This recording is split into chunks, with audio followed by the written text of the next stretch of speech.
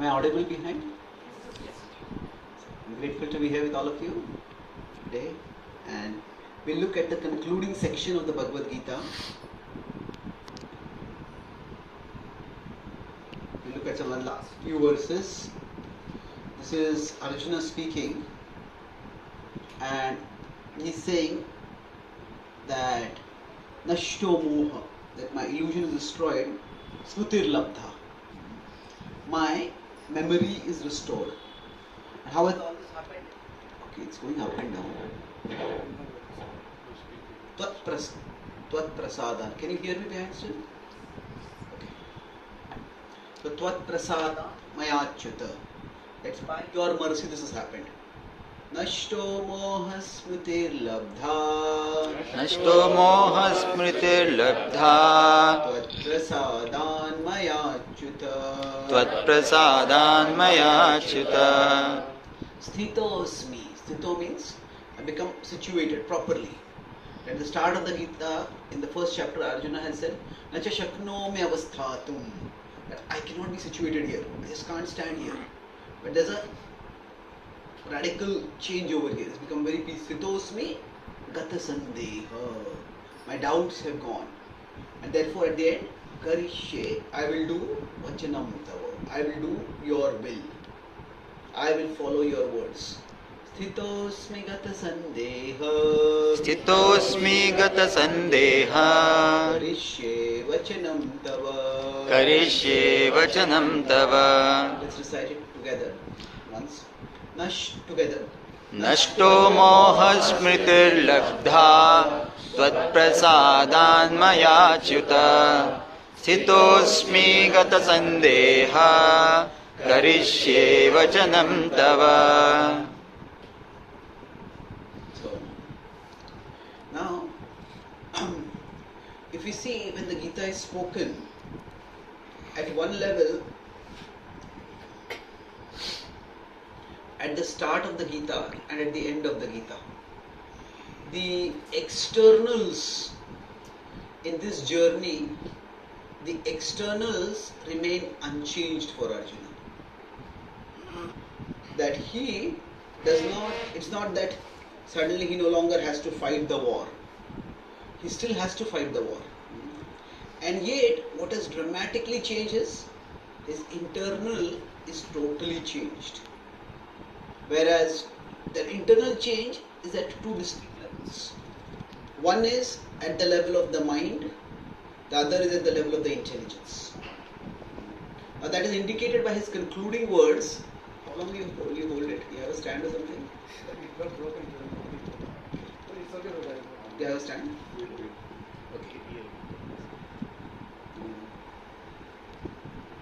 You could keep it here otherwise. You can keep it near the bottle here somewhere. If you want, keep the bottle here. Keep it behind it to see if it is properly situated. Whether it is Sthitosmi. Fair enough? We are also holding them? I have the habit of holding no issues. So I'll manage it. So, now, Nashto moha smritir labdha tvat prasadan mayachyuta. So, he is saying that his mind has become calm. And his intelligence has become clear. He's become composed and he's become convinced. So, when the mind is calm, we are composed. When our intelligence is clear, we are convinced. Okay, this is what I want to do. And this is contrasted with what happened to him at the start of the Gita. He was agitated and he was confused. So, sometimes we may know what to do, but our mind, we are so disturbed that we are not able to do it. We feel so disturbed. But it's one thing to be disturbed and to not even know what to do. Say, if a loved one has to be given some treatment which is quite painful. Now, we know that's the only way to do the treatment. But seeing that person, maybe it's a child, seeing that person having to go through that pain, we get agitated. But being agitated is not the same as being confused. So when both are there, it's extreme. It's like we are very disturbed. Oh, my child is sick, and there are 3 doctors saying 3 different things. Do this, do this, do this. That's even more troubling. When we are agitated and when we are confused. So this was Arjuna's situation at the start of the Gita. And by the end of the Gita, it is described that both his mind has become pacified and his intelligence has become illuminated. And thus now he is ready. Karishye vachanam tava. He is ready to do Krishna's will. So now, what exactly changed? If you see at the start of the Gita and at the end of Gita, the externals are still the same. So what has actually changed? So, to understand this, we look at what does the spiritual journey or spiritual growth essentially mean. For all of us, in the normal course of life, the world is large. And God, if He at all exists, is small. That means when I was introduced to Bhakti about 30 years ago, I started talking about it with all my relatives. So one of my uncles said to me that, yeah, I believe in God. He's happy there, I'm happy here. So the idea is that it's not relevant to me. So God, even if He exists, is very small.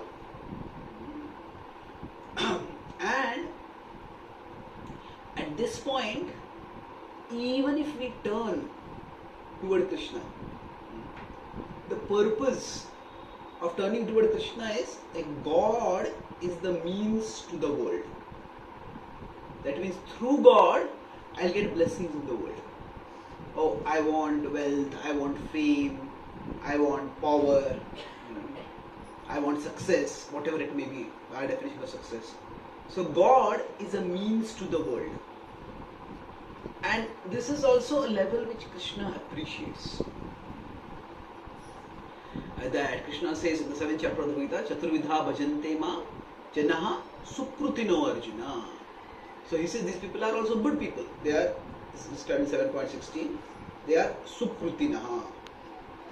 Sukrutina means they are good people, they are doing good actions. That is, they are at least coming to me. But as we grow in the spiritual journey, what happens is, the world becomes small for us and the Lord becomes big. And not only that, it is also that the world becomes the means and Krishna becomes the end. So the idea is that, okay, I want wealth, I want fame, but the purpose of it is so that I can serve Krishna better. And generally, the means are important, but the means are not the most important thing. Like say, we would like to go by car from one place to another. We can't get our car is not working, we just hire a car. We can take a lift from someone. We may have to go by public transportation.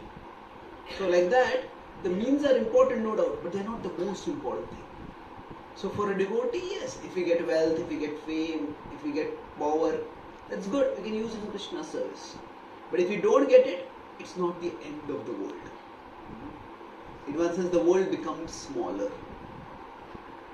So, this in essence is the spiritual journey. And if you see over here, what we consider as blessings, that depends on our conception of what is important. So, essentially, if we consider what we value and what is valuable. What we value and what is valuable. They are two different things. Like if we have a small child, now we may be working very hard to provide the child all the comforts and necessities of life. We may want a child to go to the best school, even if it's quite expensive.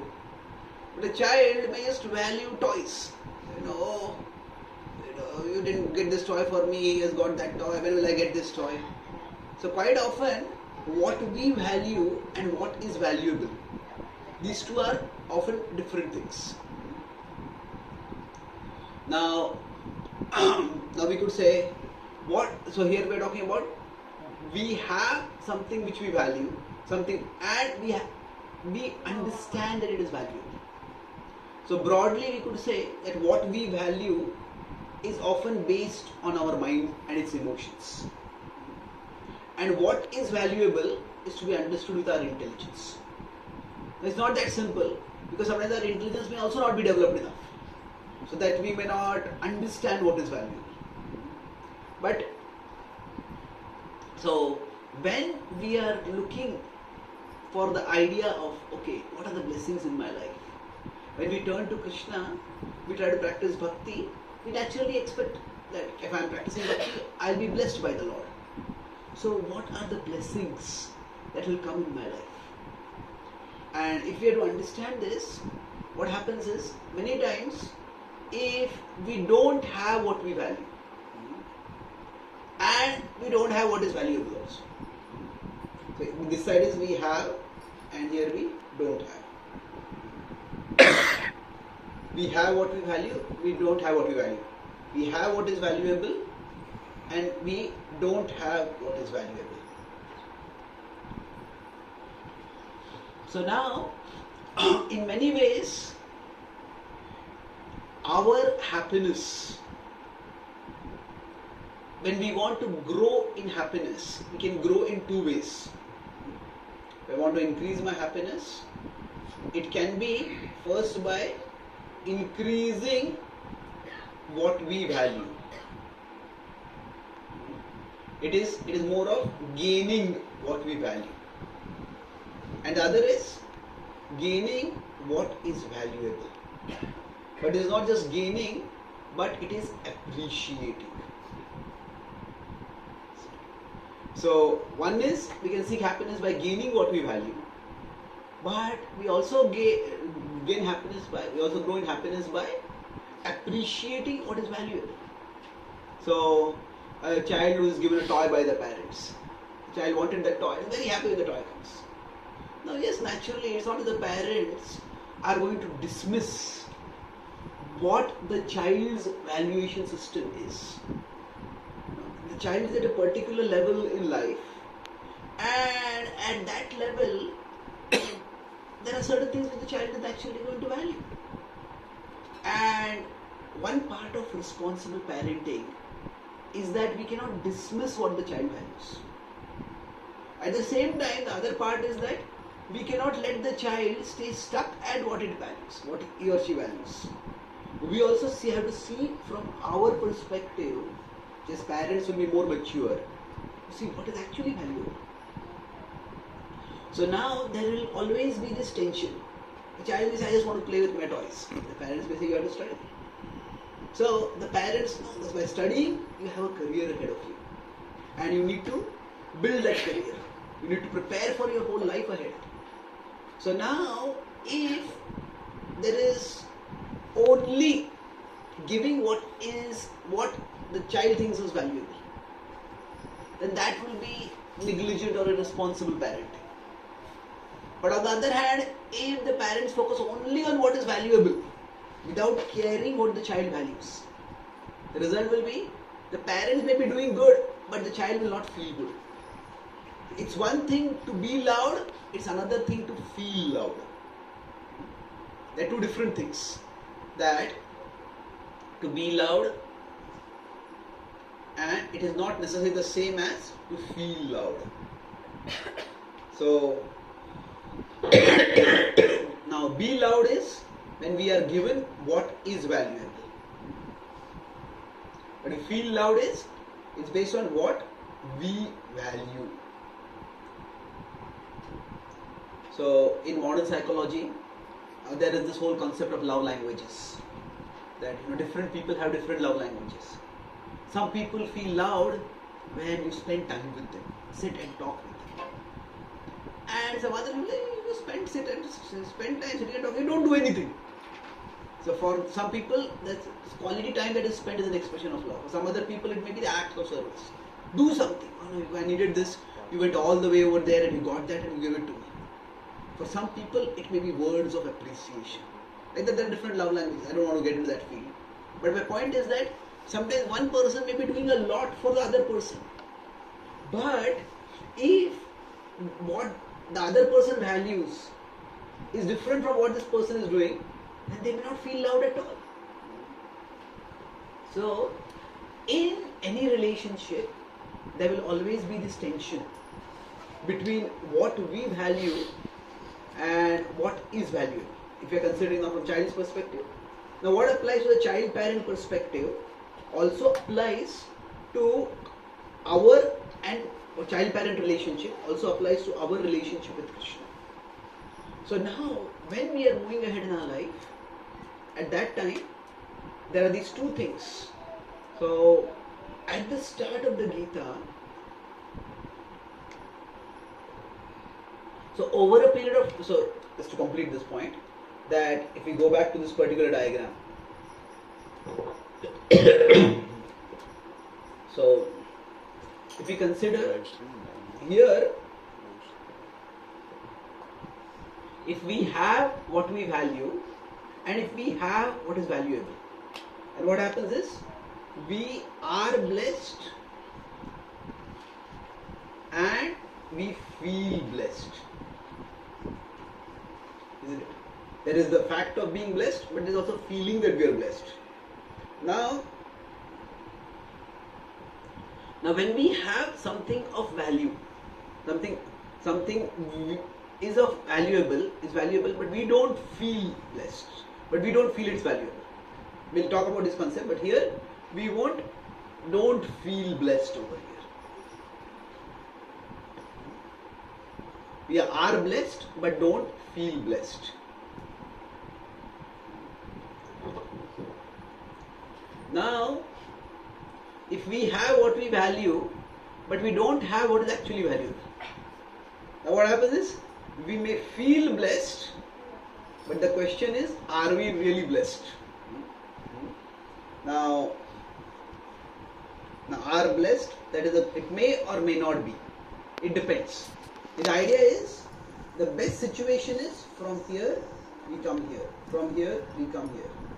Now here we just don't feel blessed and we are not blessed.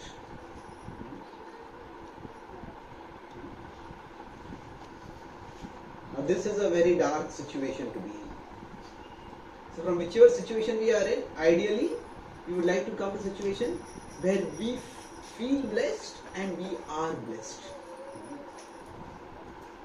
So in one sense, for all of us, as we move forward, so we will now look at this diagram. I hope this concept till now is clear. That feel blessed, that the parent and child example I took. So what we feel is a blessing, and what actually is a blessing. So now what we feel is a blessing depends on what we consider important at that particular time. And now it may be important for us, no doubt. But is it the most important thing? Maybe it is, maybe it is not.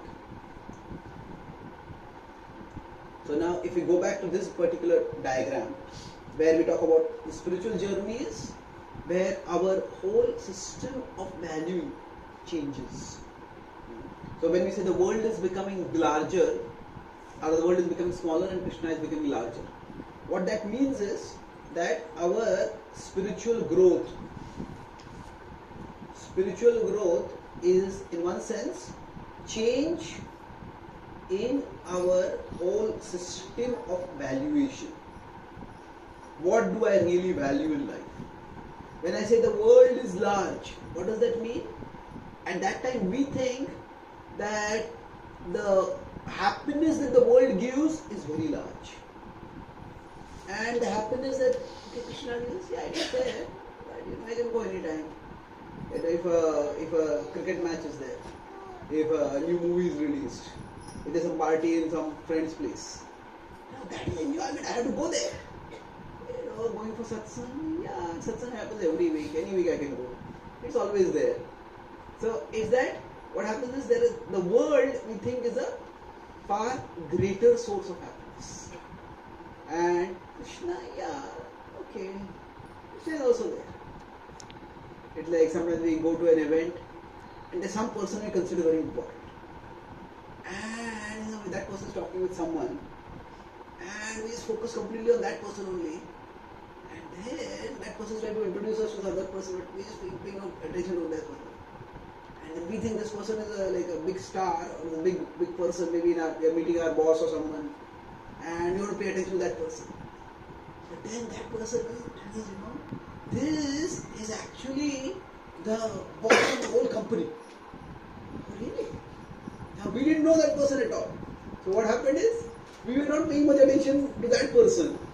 But then when we come to know, really, this is the boss of my boss, whatever.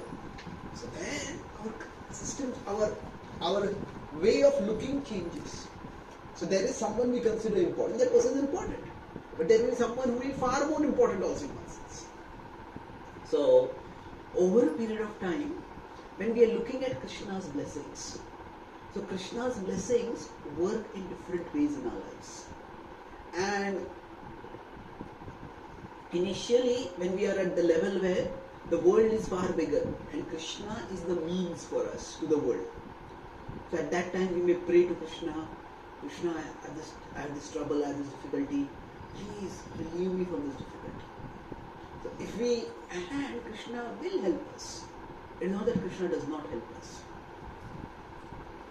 However, at this point, our vision of bhakti, when I say this, valuation changes. How we see bhakti, initially we see bhakti more as a shock absorber.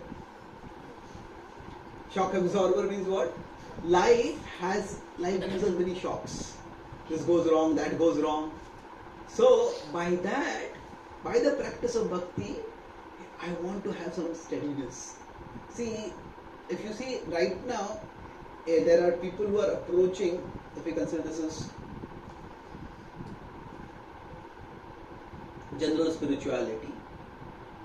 So there are people who come more from let's put it Krishna only. There are some people who come from the religious pathway. There are some people who come from the spiritual pathway. Now, when I talk about the spiritual pathways, somebody does some meditation and does some mindfulness, does some kind of spiritual practice. Now, in this case, when they are doing that, they are not really expecting something physical to change in their life. It's not that, I'm not getting. No, very few times people, okay, let's put it religious and spiritual, so let's put it as, there is prayer and there is meditation. So that's a broad differentiation. So now, when people pray, that generally associated with the religious context. Now, if you are working in a company, we will have a session on meditation. It's generally accepted. Say we'll have a session on prayer.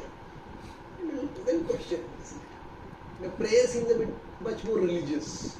Meditation does not seem that much religious. See, on the spectrum of acceptability, you can say mindfulness is even more acceptable than meditation. Yoga will be even more acceptable than mindfulness also. So, there are different things which are on the spectrum of acceptability. So, prayer will be acceptable, it seems a little too religious. So, now the government in America has changed. But in the previous government that was there, when some accident would occur, they were a bit more non-theistic or atheistic. They say, I think sometimes we may say, our prayers are with you. They say, they don't use the word prayers, our thoughts are with you. So, our thoughts are with you, like our concern is with you.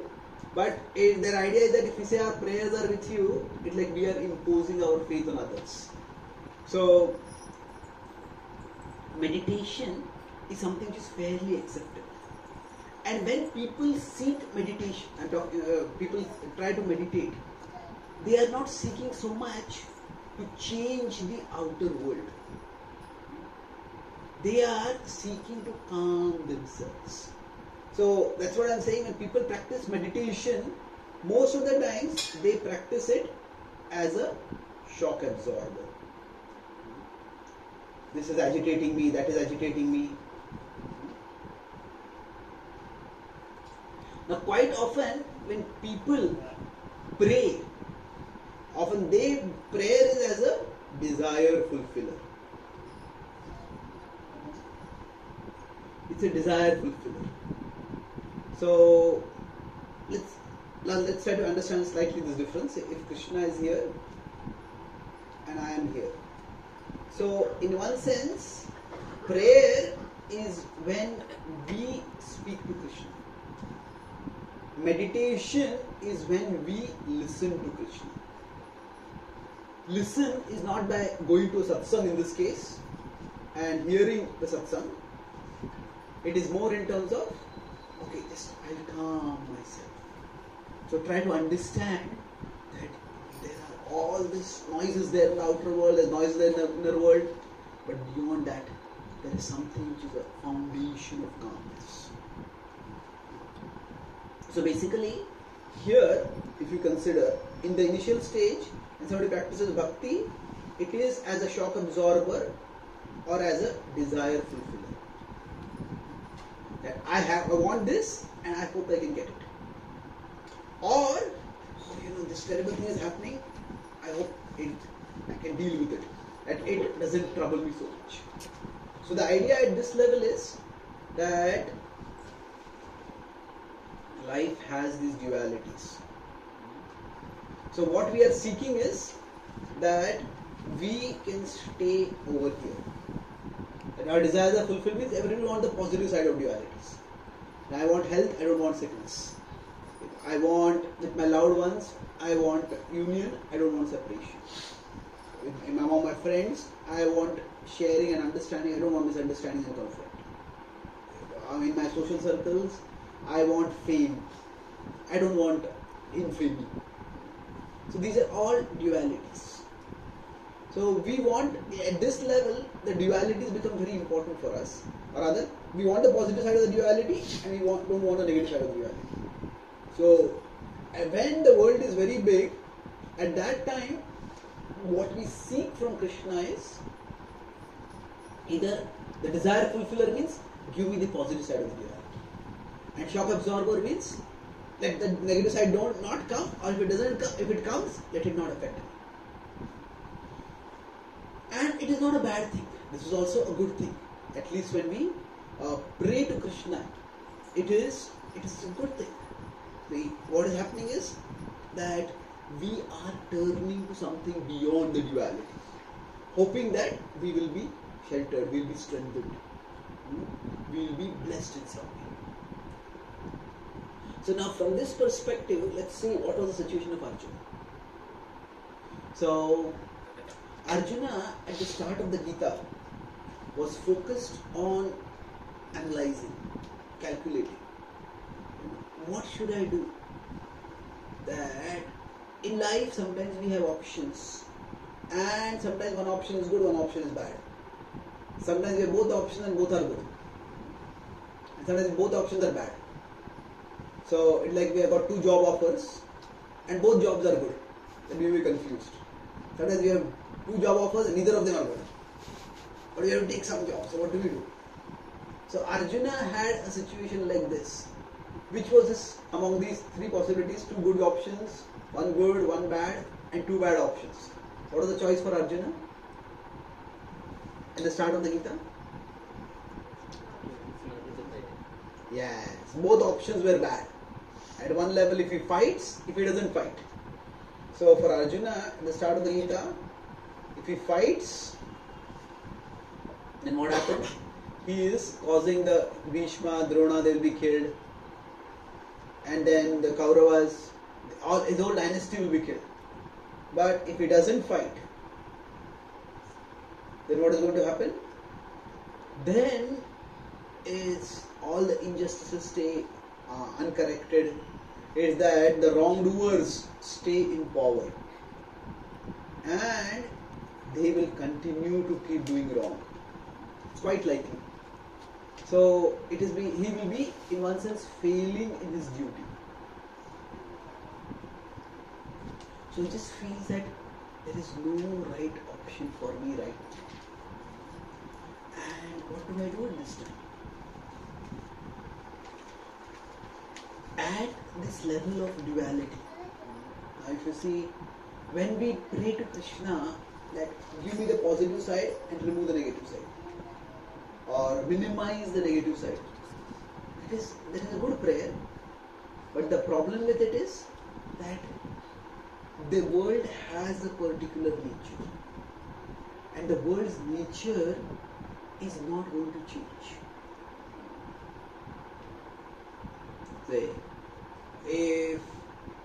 Imagine a village or a city, a town in which, say if you go to a place like Kota, where everybody is preparing for IIT, and assume everybody there is devoted to God. So all the students go there and pray to Krishna very earnestly. Krishna, please let me get into IIT. Now, they may pray sincerely, but can everyone get into IIT?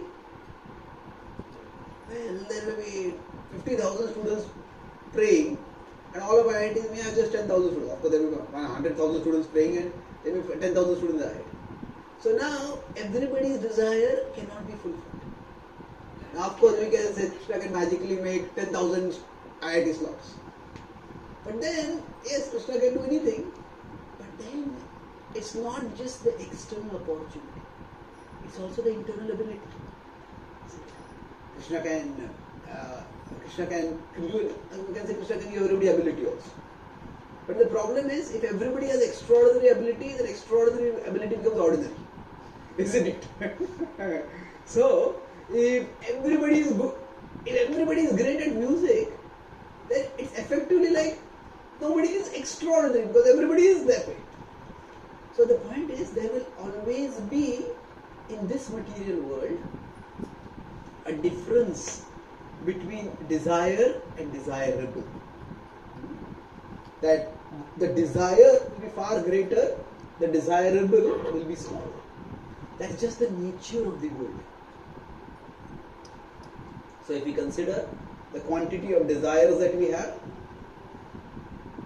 and the quantity of desirables, so there will always be this disparity. Disparity is this difference. And in many ways, it is because of that disparity that something remains desirable. Isn't it? I have traveled across the world. It's that India is the only country where I've seen advertisement for jewelry. In America, even if there are weddings, the bride may just wear one brooch or something like that, one necklace. It's not that people are bedecked with jewelry. So now gold is very valuable. So other kinds of jewels also are very valuable. But suppose gold became very easily available everywhere, then would gold still have its value? It's a question, unlikely, isn't it? So the thing is that when we are seeking certain blessings from Krishna,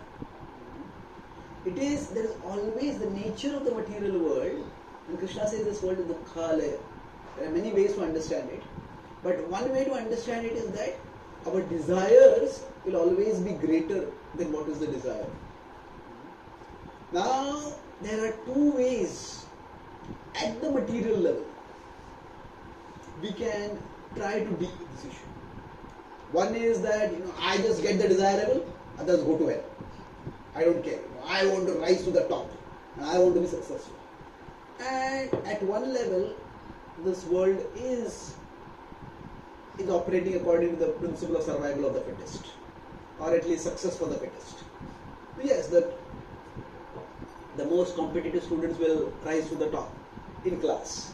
The most talented students will rise to the top. The most talented people will rise in their profession. Talent is not the only factor. There are many other factors that come into picture, but talent is an important factor.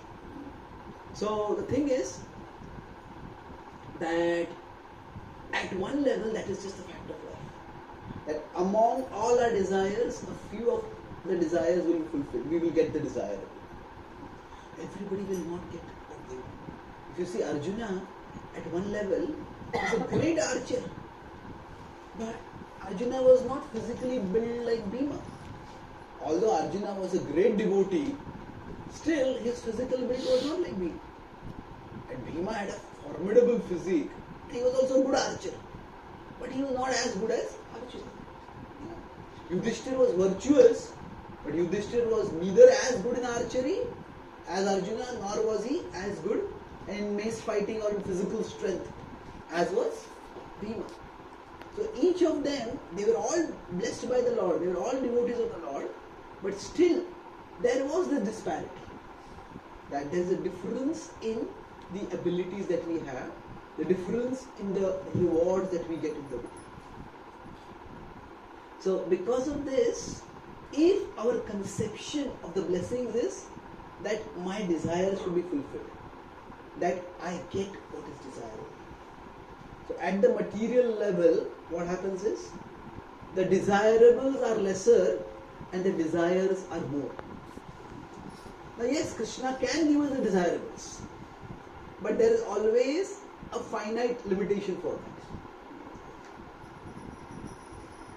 Now once in the early days of, I'm based in Mumbai, so there is Radha Maharaj is often there at Radha Gopinath temple. So this is late 80s or early 90s, we had Radha Maharaj was fairly readily, was not that busy. The community was just growing, so he was accessible. So there's one devotee child, small child, 7-8 years old, and he was normally very enthusiastic when he went to Satsang program at his home. This day he seemed very morose. So Maharaj asked, what happened? So he said there was an India-Pakistan cricket match, and he said, the boy said, I prayed to Krishna very sincerely, India should win. But Pakistan. That's why I'm very unhappy with Krishna. So then Maharaj said, maybe somebody in Pakistan prayed more than you. So the point is that in the world, if we measure Krishna's blessings in terms of how much desirables I get, certainly we can get more desirables, we can endeavor for it, but there's always going to come a point when that is not going to happen. So the desires will be always more than the desirables. And that's why if in this material conception, through prayers,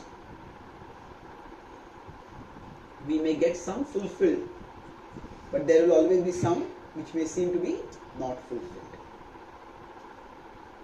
And if our faith is based on whether my prayers are fulfilled or not, then our faith will be very unsteady. If a prayer is not fulfilled, then what is the use of worshipping Krishna? If, on the other hand, if I can get something without worshipping Krishna, that means I can just work hard, I can study, and I can crack the exam. What is the need for Krishna? If we crack the exam, there's no need for Krishna. If we get cracked by the exam, then we feel the need for Krishna. So, now, at this level, so Arjuna was thinking, now what do I do? If I fight, I don't fight. He was thinking in the terms of the material. Sometimes what happens is, we have desires and we have something desirable, but then that desirable is unattainable for us because of some reason. And that can lead to a terrible, terrible frustration. Somebody wanted to be a, say, Olympic runner, Olympics athlete, and they get a career-ending injury. It can be devastating. That, of course, there are Paralympics and other things where people can participate, but it's not the same thing.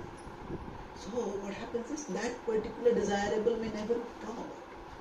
So if we are going to evaluate Krishna's blessings in terms of my desires and my desirables, then what happens is the desirables will always be less than the desires. And that is why that even when people are blessed, they don't feel blessed. Even they are blessed, they don't feel blessed. This was the situation of Duryodhana. After Duryodhana came back from the Rajasuya Yajna, he was burning with envy. And Shakuni came with him to Dhritarashtra. And Shakuni told Dhritarashtra that your son is extremely unhappy. He is intolerably unhappy. Dhritarashtra, he loved his son and said, what happened? Why is so unhappy? Now Dhritarashtra, because he could not see, he had said that it would be difficult for me to travel. So he had not gone for the Rajasuya Yajna. Although he was the eldest person, he had not gone. But on his behalf, his sons had gone. Others had also gone, Bhishma and others had also gone. But he had not gone. So when he came back, at that time Duryodhana met him and Duryodhana said that, I saw the amount of wealth and opulence that Yudhishthir has. Yes. My heart is burning on seeing that. The kind of gifts he was given, the kind of palace he has built, it is nothing I have compares with that. So Dhritarashtra tried to calm and pacify. He said, O prince, O son, what is it that you lack? You have queens, you have chariots, you have horses, you have elephants, you have followers, you have palaces. You have the kind of opulence that most people only dream about. What is it that you lack?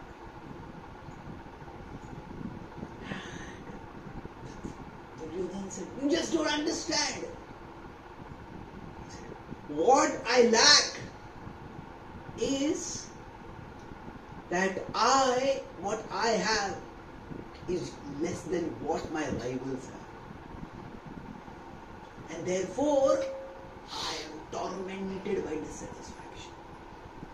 So here what happened? Even from material perspective, he had a lot of desirable things.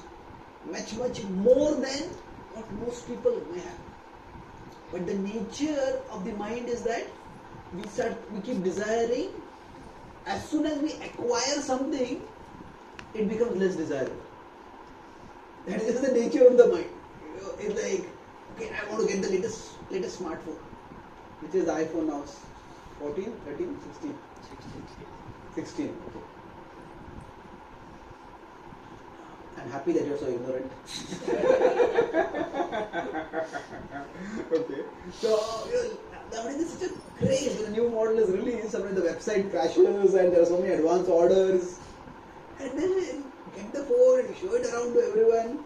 Maybe 5 days, for a week, for a few days, and then after that, okay, I just got the phone. But it's with all things that we get, and they become, when we get them, like there's a law of diminishing returns.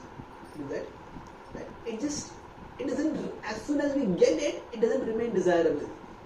And that's why what happens is, the desires always remain bigger than the desire. So in this conception, it is impossible to feel blessed constantly. So then what do we do? If I said that, now here there are my desires, here there are my desirables. Now either I can try to increase my desirables. The other option is I can try to decrease my desires. So if I can decrease my desires, that means these are my desires and these are my desirables. Then if my desires are lesser than my desirables, then I can say that I can be happy. Because what is desirable for me, I have already acquired it. But the problem is that decreasing our desires seems very difficult. Now to some extent, it happens to everyone over a period of time. That either it is out of necessity or out of experience. It's like people say, I'm running on a treadmill. How long do I want to be on a treadmill? Okay, I get this much, I earn this much, and then I earn this much, and I earn this much. I get this big house, and I get that big house, and I get this big house. Sooner or later, people do get tired of just running on the treadmill. itself, it may bring some peace. The agitation is not there. But decreasing our desires in itself does not really bring much happiness. Here what is happening, you can say there is unhappiness over here. There is restlessness over here. Now here we may have peace. But being peaceful is not the same as being joyful.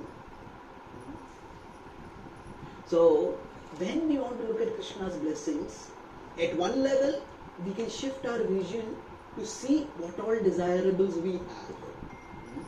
And we all have a lot of desirable things. It's only if we are comparing with everyone else, then even the desirable that we have stops seeming desirable so much. So at one level, when we are looking for blessings, one is we shift our vision. Shift our vision so that we see the desirables we have. So going back to the earlier diagram, the 4 quadrants, we see, okay, there are things I don't have, but there are things I do have also. See the desirables we have. But then, it is not just shift our vision, it is change our vision. Shift means what? Okay, I'm looking here, I don't look here, I look there. That's shifting our vision. But when I say change our vision means, I'm saying here what I mean is, change our conception of what is desirable. Change our conception of the desirable. What is worth desiring in life? So now, the situation Arjuna was in, it is a catch-22 situation. There was just no way Arjuna could actually get both things. Okay, make sure that my relatives are protected and make sure that as the wrongdoers are not involved. Both are not going to happen. And sometimes it's just that we have to make choices in life. So if Arjuna had held on to his conception of what is desirable, then he would not have been able to get any resolution. But what the Gita's wisdom did is that it changed his vision of what is desirable. So if I go back over here, there is this diagram. Yeah. Here, I said initially bhakti is like a shock absorber and a desire fulfiller. But as we move forward, the bhakti becomes a goal transformer. Not just a desire fulfiller, but it changes what is our goal in life. Let's look at this in the 7th chapter of the Gita. So this evolution in our devotion is talked about in the 7th chapter. So we discussed this verse that there's 4 kinds of people. Janaha Sukritino Arjuna. But then Krishna says, after some time, what happens is, let's recite this. Bahunam janmanamante Bahunam janmanamante Jnanavan mam prapadyate Jnanavan mam prapadyate Vasudevah sarvamiti Vasudevah sarvamiti Samahatma sudurlabha Samahatma sudurlabha. So Krishna says here that after many lifetimes of evolution, Bahunam Janmanamante, what will happen is Vasudevah Sarvamiti. And what we start understanding is Krishna becomes bigger. Krishna becomes the desirable for us. Now, in the case of Krishna says Sa Mahatma Su Durlabha. Why is such a Mahatma so rare? Because what happens is, with respect to Krishna as the desirable, he is in many ways abundantly available for us. We can chant his name, we can hear his pastimes. But the problem is with respect to Krishna, our desires are very small. So with respect to the world, our desires are large, but the desirable is small. With respect to spiritual growth, the desirable is available, but the desire is very small. And that's why in the 12th chapter Krishna says, the purpose of practicing bhakti is that Mam Ichhaptum Dhananjaya. Get the desire for me. That a अथ चित्तं समाधातुं न शक्नोषि मयि स्थिरम् अभ्यासयोगेन ततो माम् इच्छाप्तुं धनञ्जय माम् इच्छाप्तुं. So, by the end of the Gita, what has happened is, for Arjuna, he has understood that Krishna is the one who is supremely desired. As long as I am connected with Krishna, whether my relatives are protected or not, whether the wrongdoers are punished or not, all these are important things, but they are not the most important. So our conception of what is desirable changes. And to the extent this happens, to that extent, we can be steady in our devotion. So when we say Krishna is desirable, what does that mean? I'll make 2 points and then we will have some question answers. Those 2 points, each point will take 1 hour. No, not necessarily. But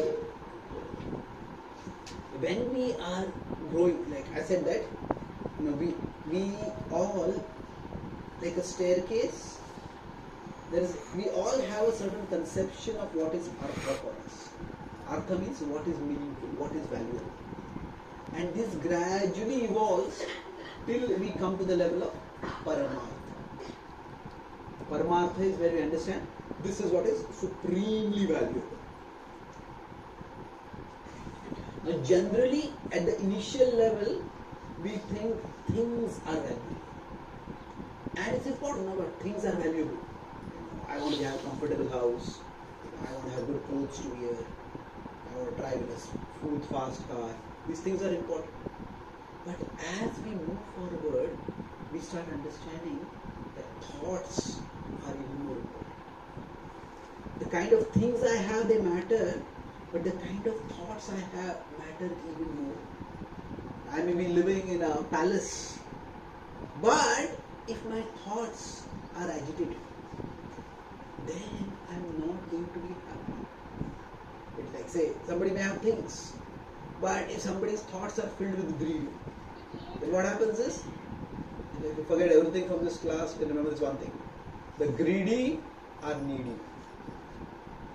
The greedy are always needy. No matter how much they have, see, the greedy may be wealthy, but even when they are wealthy, they will feel poor. Why? Because they are always looking at what they don't have.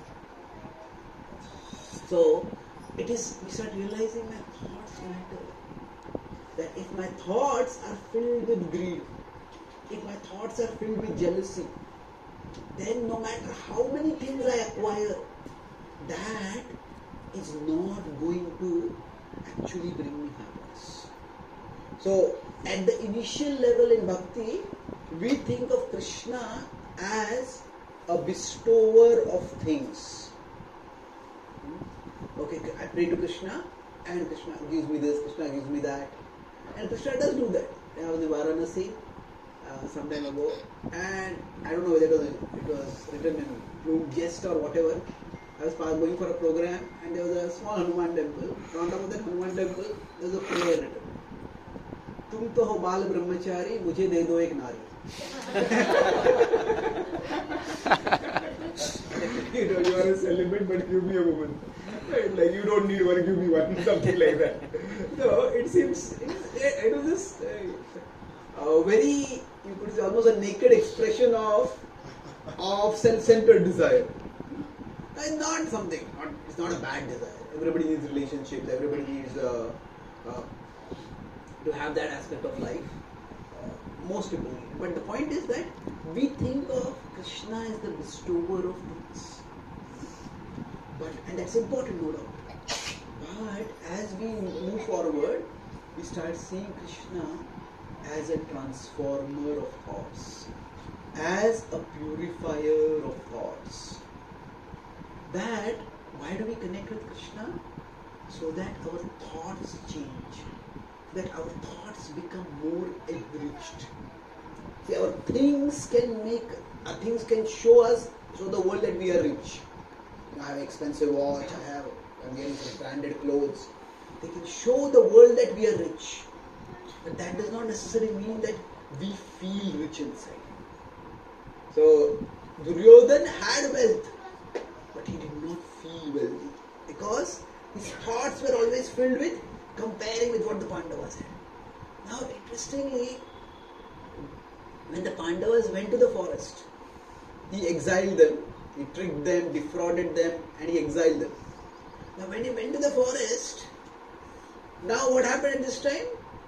He had more things than what they had. So, was he happy? Yeah, he was very happy for a very short time. Because what happened is that all of us have a certain reference point. And now when they went to the forest, he thought, yes, I have made myself better than them. But then at that time he felt that just being wealthier than them is not enough. He was evaluating the Pandavas from his perspective. He had gone to Rajasuya Yajna and there he had seen how much wealth they had more than him. And that's why he had been dissatisfied.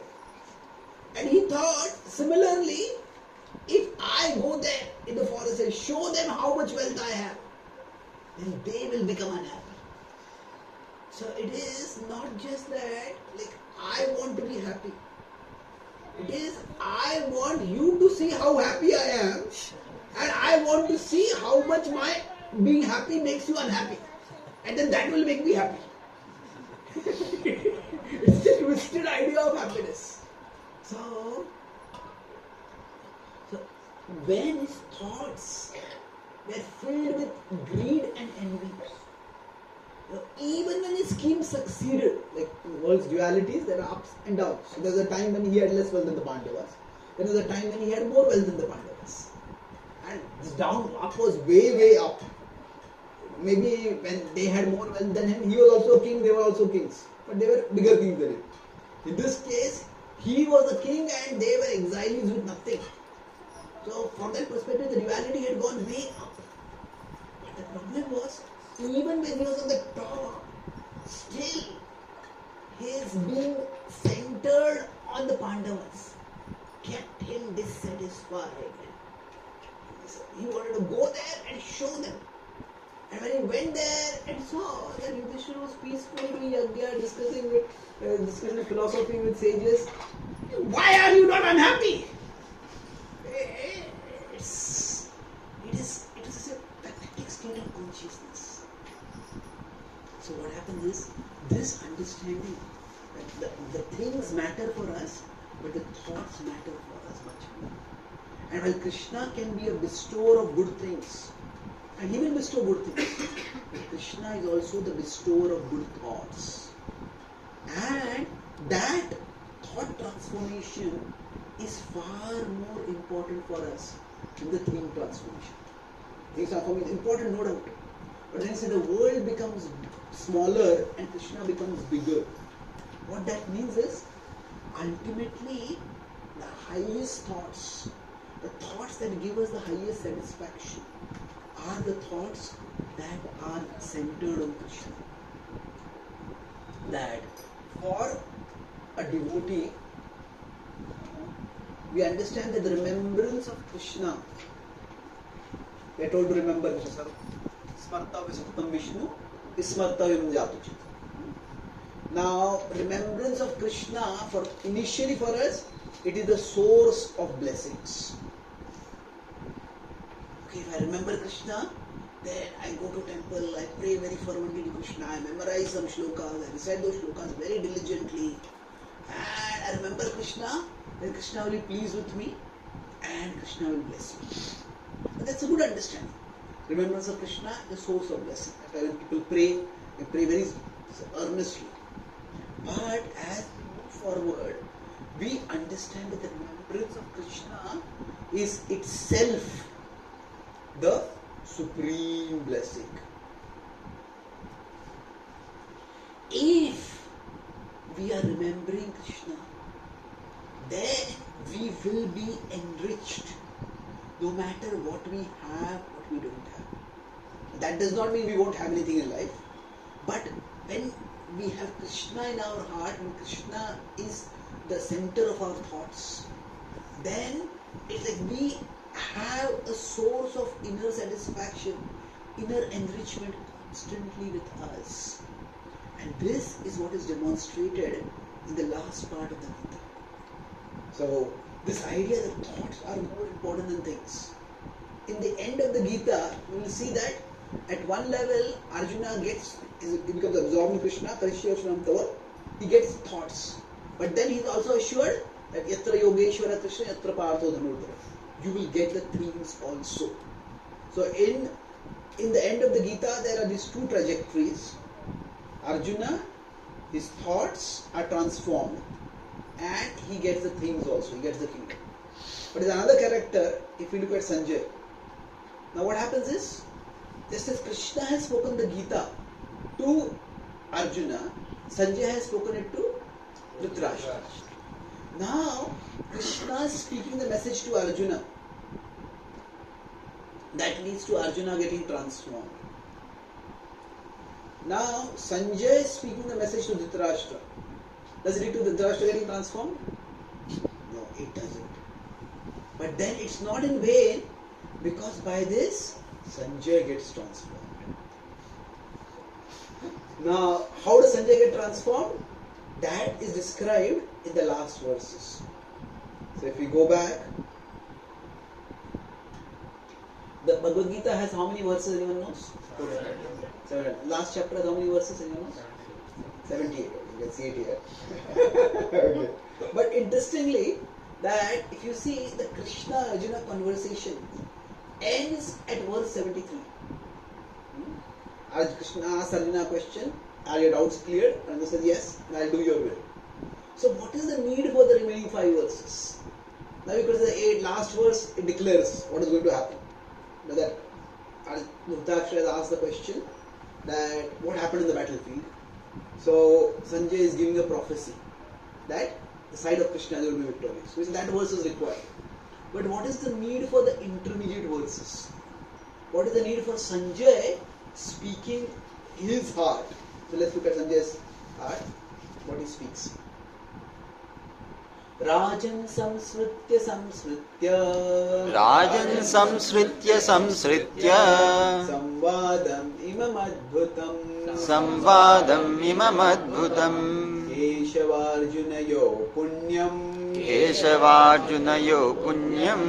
Rishyami cha muhurmuhu. So he is telling that Rajan, O king, samsritya. The Acharyas explain here that because of his ecstasy, he is just filled with so much enrichment that he is speaking words. Samsritya. That the words are getting repeated. Wonderful, somebody says. That means, they just, at loss of words, they just repeat the same word again. Rajan, samsritya, so happy. What I'm remembering again and again. What am I remembering? Samvadam imadbhutam. This wonderful conversation. And what is the result of this conversation? What is the feature of this conversation? Keshavarjunayo punyam. A very purifying conversation. Punyam between Keshava and Arjuna. And what is happening because of that? Rishyami is actually, I'm filled with joy, I'm thrilled, I'm delighted. And he says, muhurmuhu, again and again. Every time I remember this conversation, I'm thrilled. Rishyami cha muhurmuhu. And then in this verse, he's telling that I'm remembering the conversation. And then, as he's remembering the words of Krishna, from there, his remembrance is shifting from the words of Krishna to the speaker of those words. And that's what is described in the next verse. Taccha samsmritya Rupam atyadbhutam hare Vismayo me mahan rajan Rishyami cha punah. So now he's saying Rupam atyadbhutam hare. That the form of Krishna. This can refer to the Virat Rupa, which was extraordinary Krishna showed in this particular narrative, but it can also refer to Krishna himself. That when I am remembering his form, and that way vismayo, I am astounded by it. And Rishyamicha, there is more, here it is Nahapana, same theme. So the idea is, his thoughts have become enriched. Just by speaking about Krishna, he has become enriched internally. And although externally things did not change for him, Dhritarashtra did not change his way of functioning, he did not give up his attachment. So externally his speaking did not have much of an impact. But internally there was an impact. And in that sense, the Gita is demonstrating two different trajectories. By studying the Gita, so our situation may sometimes be like Arjuna's, where we are internally changed and externally also things are changed for us. But sometimes it may be that external things may not change. Our situation may be like Sanjay. But if we hear the Gita sincerely, we will become internally changed. And in that way, in our life, we will find that by our thoughts going toward Krishna, our thoughts resting in Krishna, knowing that Krishna is with us always, that Krishna will never forsake us, we will always feel blessed. We will always have that enriching remembrance of Krishna within us. And in the external world, there will be dualities. And some of the dualities can be very painful. But no duality, no matter how difficult the phase is, the external phase, you are going through difficulty, it will not last. Nothing lasts forever. The external problems will also go away. The Krishna can remove the problems, and he does remove some problems at times. But if through Krishna removing our external problems, what happens is that our expectation increase that Krishna will remove my external problems in the future. Then we are not growing up spiritually. Like going to the starting example to conclude the talk, that he said that parents need to say if the child wants a toy, at the child's conception also the parents have to give something that the child values. But if that is what the parents constantly keep giving, the child will not grow up. Child will stay infatuated with the toys, and in the long run the parents will be doing disservice to the child, because they are letting the child stay at that level of valuation. So just as parents want the child to grow up, and growing up is not just biological, it's also psychological. Understand what is of value. We will give you what you value right now, but you also need to understand what is of value. So same way for us, is if there are times in our lives when we pray to Krishna and some difficulty is there, the difficulty goes away. We are very grateful to Krishna, and Krishna did it. But when we are practicing bhakti and some difficulties come in our life, and despite our practice of bhakti, despite our prayers, the problems don't seem to go away. That does not mean that Krishna is not answering our prayers. It is that Krishna wants us to change our system of valuation. That yes, sometimes the external things may not come, but by Krishna's blessings, the internal thoughts can still be strong. The internal thoughts can still be enriching for us.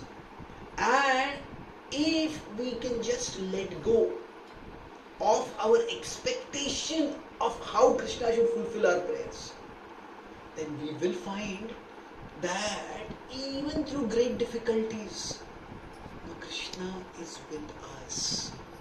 And that we will be surprised at our own resilience. That in the past when such a problem might have come, I would have got crushed by this problem. I would have become devastated, I would have become shattered. But now, a similar problem has come. Yeah, I am a little disturbed, but the magnitude of the disturbance is far, far lesser.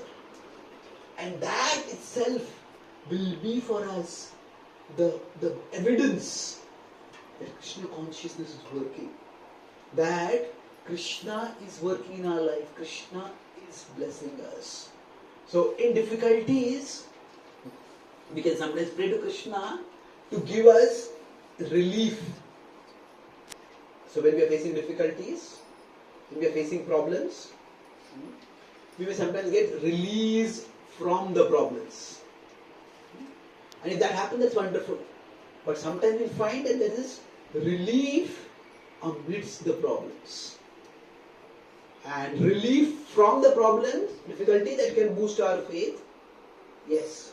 But relief amidst difficulties can actually boost our faith much, much more. That means that actually even when I am going through this difficulty, this Krishna consciousness has something magical about it. That I am not collapsing, I am not disintegrating over here.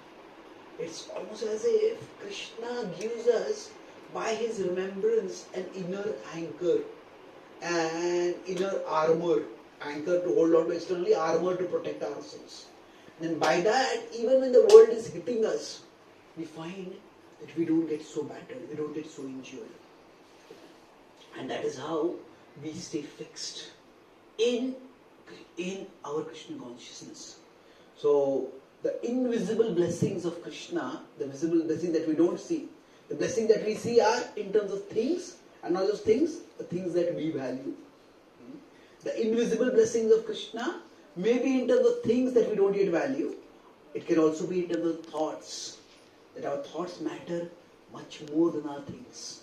And when we learn that, we'll find that throughout our life, we are always blessed by Krishna. It's just that we need to turn towards and accept those blessings. Mat chittaha sarva durgani mat prasadat tarishyase, Krishna says. You just become conscious of me. You will pass over all obstacles by my grace. That is his promise.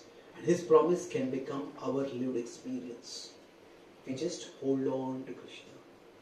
So I'll summarize what I talked about: appreciating blessings. That was the broad topic we had. Appreciating invisible or unseen blessings. So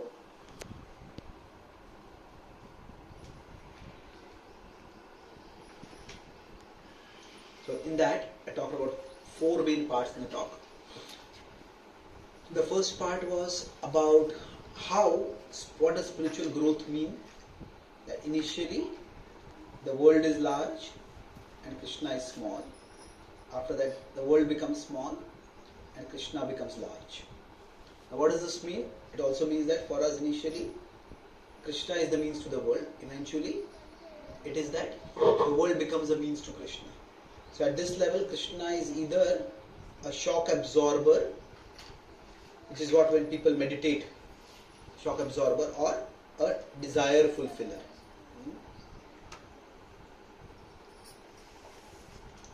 Later on, he becomes a goal transformer for us. So essentially, this is the spiritual journey. So here I took the metaphor of the child and the parents. There is what we value and there is what is valuable. So in a parent-child relationship, the parents need to give the child what the child values, but eventually the parents have to raise the child's conception of what is valuable. So ideally this is the best situation where we would like to get from wherever we are. But sometimes we may not get there, so we have to try to make sense of our situation. So it's turned on. Can you hear me? Yes. No.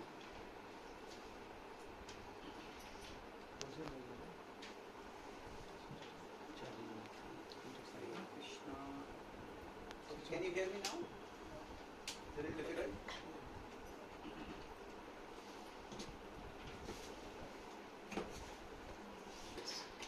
So happiness we can gain by gaining what is desirable or changing our conception of what is desirable. Then I talked about how at the material level our desires will always be more than what we consider desirable. And we get the example of Duryodhana over here. So because of that, a person will be forever dissatisfied. At the spiritual level, if we consider Krishna to be the supreme desirable, then what happens is, Krishna is in one sense always available in many of his manifestations, but our desires for him are quite small. So that means we don't value Krishna so much. So on one side we can try to get the desirables, but more important is we change our conception of what is desirable. And in this part, that was the last part of changing our conception of desirable means what? That our conception of what is artha keeps evolving. Initially we think of things as important and we want Krishna to give us things, and that's fair enough. But eventually we start understanding that our thoughts are much more important. And Krishna can change the things around us, but Krishna can change the thoughts inside of us. And when we find that, and Krishna changes the things around us, that's like release from problems, release from difficulties. And that's good if we get it. But when Krishna changes the thoughts around us, we get thoughts within us, we get relief amidst the difficulties. The problems may still be there, but we get relief amid the difficulties. And that is remarkable. So, release from problems, in one sense, this is what Krishna gave to Arjuna. Relief amid the problems, that is what Krishna gave to Sanjay. Now, Krishna changed Arjuna's thoughts also, but thoughts and things both were changed. For Sanjay, the thoughts were changed and he was still satisfied. So for us, now we all have our plans in life. Okay, this should work out like this, this should work out like that. And that's fair enough. It's good to make plans. But what happens is we hold our plans lightly. And we hold our Lord tightly. Hold our plans lightly. Hold our Lord tightly. And if we can do that, we can learn to hold our Lord tightly, then we'll find that we will always be enriched by the remembrance of Krishna and we'll always feel blessed no matter what situation we are in. Thank you very much. Hare Krishna. Hare Krishna. Thank you, Prabhuji. Thank you for a very wonderful session. We are very blessed to have a very beautiful topic. So, Prabhuji, I will try to explain my understanding. So, normally many of the devotees always come with a question, Prabhuji, I am there since many years into Krishna consciousness, but how do I understand, am I progressing or not? This is one of the very typical questions many devotees have. So, today actually I could take this topic as my understanding. Someone who is able to see the source of happiness from the material world getting slowly reduced and slowly understanding that my source of happiness is coming from Krishna, then I can see my happiness or my progress into Krishna consciousness is really happening. Otherwise, it's like as long as I still see that, okay, my happiness is coming only from the materialistic things, no matter whatever I do 16 rounds, 64 rounds, 128 rounds, it doesn't matter, but the growth is actually to Krishna consciousness is almost zero. This is slowly what I am understanding. Yes, bhakti pareshanubhava virakti. And when we practice bhakti, that gives us para isha anubhav. That gives us experience of Krishna. And then when we get an experience of Krishna, it is so enriching that we don't crave for any other experiences. Virakti ranyati. That particular verse itself is describing this trajectory. That pareshanubhav. Krishna is such a great source of happiness. It's not that I don't care for other things, it's that I don't crave for other things. We're still in the world. The world is small. It's not that the world has become non-existent. It's still important for us. There's a difference between caring for things and craving for things. So we'll be caring for things, no doubt. That's what we have to do in the world. But craving for things is what causes a lot of dissatisfaction in our heart. Yeah, that's the best thing, how we also understood that we have to reduce our desires but increase the desirables. And how Krishna also slowly helps in the transformation of thoughts. We are trying to go from Artha to Paramatma, and then slowly that is how we will be able to see Krishna as a bigger part than the materialistic world. Thank you, Prabhuji, for a very, very wonderful session. So just for everyone, Prabhuji and Mataji, we have very nice books. Prabhuji's latest book release Gita for the CEO. So I have taken 2 books for myself, one for me and one for my global CTO. I want to present to him. Nevertheless, today I will take one more book because one person who is actually reporting to me, he has seen the book on my desk and he also want to really learn it. So if you all think that, okay, why this is for only for CEO, I am actually probably a housewife or like, I'm doing an engineer job, it is not important for me. I will tell, few pages what I read from the book. You quickly understand CEO means it's not really a corporate CEO, but we all are ourselves the CEO of our own lives, right? So are we not CEOs of our own lives? Who is controlling our life? Now we all are like 18 plus, and most of us are married also. Who is controlling? Either the wife controls the husband, or otherwise we are mostly controlling ourselves. So this book is exactly the point, how we can transform our life slowly into the Krishna consciousness. Also, if someone is more aiming for the corporate life, how we can improve our leadership skills, keeping Krishna in the center. So I will request everyone, please, make your mind after the question and answer session. Then we can immediately start buying the books also. Prabhuji, I would request Murali Krishna Prabhu to. We have collected few questions, Prabhuji, from the devotees. He would be probably doing the question and answer session. You can begin.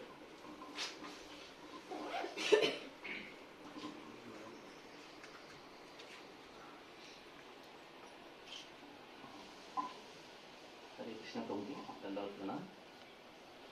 First question, how to improve the quality of chanting? How to stop the mind from wavering and wandering during the chanting? The poor quality of my chanting has been demotivating me to even do the chanting.